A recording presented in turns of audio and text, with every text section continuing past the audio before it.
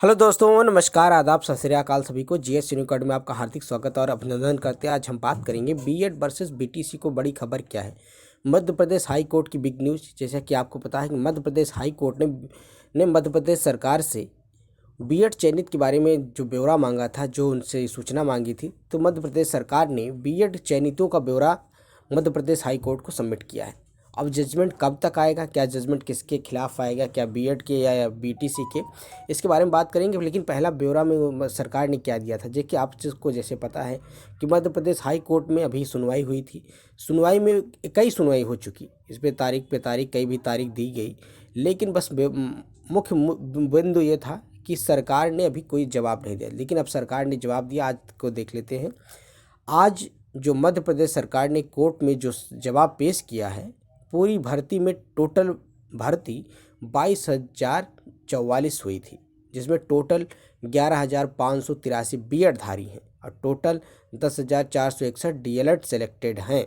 मध्य प्रदेश प्राथमिक शिक्षक भर्ती 2020 education department at the 82 candidate tribal welfare department, दस the total 5,617 candidate were issued the appointment order then persons of the advertisement date 26/11/2022 out of their 2,784 candidates are B.Ed degree in the same in the course। कहने का मतलब ये था कि सिर्फ सरकार ने बस ये बताया है कि टोटल वैकेंसी इतनी 22,044 थी, जिसमें से टोटल बीएड धारी 11,583 थे। बाकी जो बचे रहे स्टाफ थे वो डीएलएड के थे।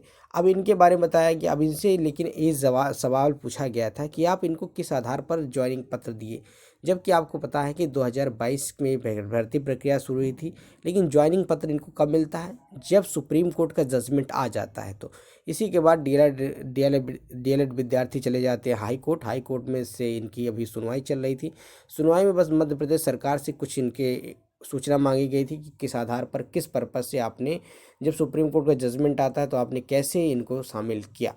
तो वही देख सकते the education department attitude candidate tribal welfare department thus as the total number of vacancy 5,618 candidate were the issued appointment order to persons up to advertisement there 26/11/2023 out of this 2,784 candidates are BEd degree holder.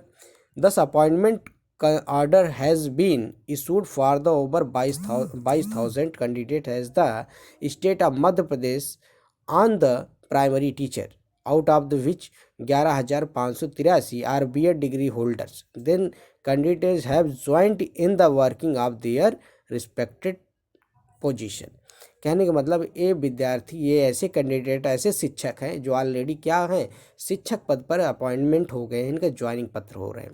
कहने का मतलब ये joining मिल चुकी है। अब इनको हटाने की बात है, तो क्या आपको लगता है कि क्या चयनित बीएड को बाहर कर दिया जाएगा? देखिए, बाहर करना कहीं, देखिए सुप्रीम कोर्ट ये नहीं कहे, सुप्रीम कोर्ट ने कहा है कि जो नौकरी पाए हैं उनको हटाया जाए। उन्होंने कहा नौकरी में ये शामिल नहीं होंगे, उन्होंने गजट को रद्द कर दिया, एनसीटी के गजट को रद्द करता है। अब हाई कोर्ट आप देख सकते हैं, अभी बिहार हाई कोर्ट ने छठवें चरण की भर्ती में बीएड को साफ साफ कहा है कि ये योग्य नहीं है। ये नहीं कहा है कि इनको नौकरी से निकाला जाए। तो अब यही भर्ती आप इस पर भी देख सकते हैं क्या होगा। हाई कोर्ट आर्डर तो दे देगा, हाई कोर्ट जजमेंट दे देगा कि भाई बीएड योग्य नहीं है, एनसीटी का गजट रद्द हो जाता है। अब सरकार जो अपना डिसीजन ले ले, क्योंकि बिहार में भी यही हुआ, बिहार सरकार के ऊपर छोड़ दिया गया है। बिहार सरकार अपना डिसीजन ले, अगर चाहे तो चयनित को रखे, चाहे तो बाहर करे। अब उसका तो काम है आर्डर दे देना, आर्डर दिया उसके बाद उसका इम्प्लीमेंट करने का काम सरकार का है। अब अगर मध्य प्रदेश सरकार चाहेगी, या जजमेंट क्या आएगा, अभी जजमेंट में हम कह नहीं सकते कि बीएड बाहर होगा कि अंदर होगा। अभी बस इतना है कि ब्यौरा दिया गया है, मध्य प्रदेश सरकार ने इस हाई कोर्ट को अपना सारी नोटिफिकेशन किस आधार पर किया, कैसे किया, ये सारी चीज़ें उन्होंने कोर्ट में सबमिट कर दी है। अब इसकी अगली सुनवाई कब होगी, अभी तक कोई इन्फॉर्मेशन निकल के नहीं आई है। जैसे कोई इन्फॉर्मेशन निकल के आती है कि हाँ इसकी सुनवाई कब होनी है, हम आपको तुरंत सूचित करेंगे। और दूसरी चीज़ ये है कि आई होप, हमको लगता है कि हमारी ये सुझाव है कि भाई देखिए, जो नौकरी पा गए हैं उनको हटाना बिल्कुल जायज़ नहीं है। अगर आप इस तरह सोचा जाए कि भाई देखिए, इसमें बीएड के कैंडिडेट की कहीं गलती रहे, चाहे जो अब एनआईएस डीएलएड को देखिए तो इनकी भी कहीं गलती नहीं है, क्योंकि इसमें सरकार की कहीं ना कहीं नीतियाँ थी, सरकार के आधार पर सभी किए हैं। अब नौकरी जो पा गए हैं उनको नौकरी से बाहर निकालना बिल्कुल गलत है होगा। बाकी जजमेंट जब आएगा, जजमेंट के आधार पर ये डिसाइड होगा कि क्या होना है। मगर अभी तक ये नहीं कहा जा सकता है कि क्या बाहर हो क्या अंदर।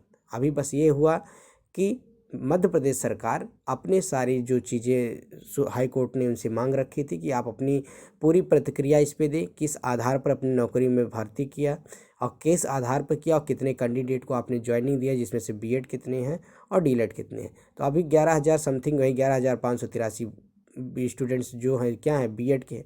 अब बात यह है कि देखिए अगर ये हटते हैं तो इसमें कहीं ना कहीं बीएड शामिल होगा।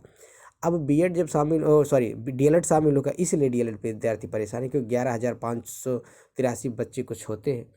लेकिन अभी जजमेंट जब तक आएगा नहीं तब तक आप इनको बाहर नहीं मानेंगे, अभी शिक्षक पद पे बने रहेंगे और शिक्षक बने हैं। यही खबर थी। अगर वीडियो पसंद आता तो चैनल को लाइक करें, कमेंट्स करें, ज़्यादा से ज़्यादा अपने दोस्तों में शेयर करें और शिक्षक से जुड़ी हुई किसी भी अपडेट के लिए चैनल को सब्सक्राइब कर सकते हैं। पहली बार विजिट करें तो बिल्कुल चैनल को सब्सक्राइब कर लें। मिलते हैं नए वीडियो के साथ। जय हिंद साथी, सभी का दिन शुभ हो। Have a nice day, good day सभी को। Thank you all of you.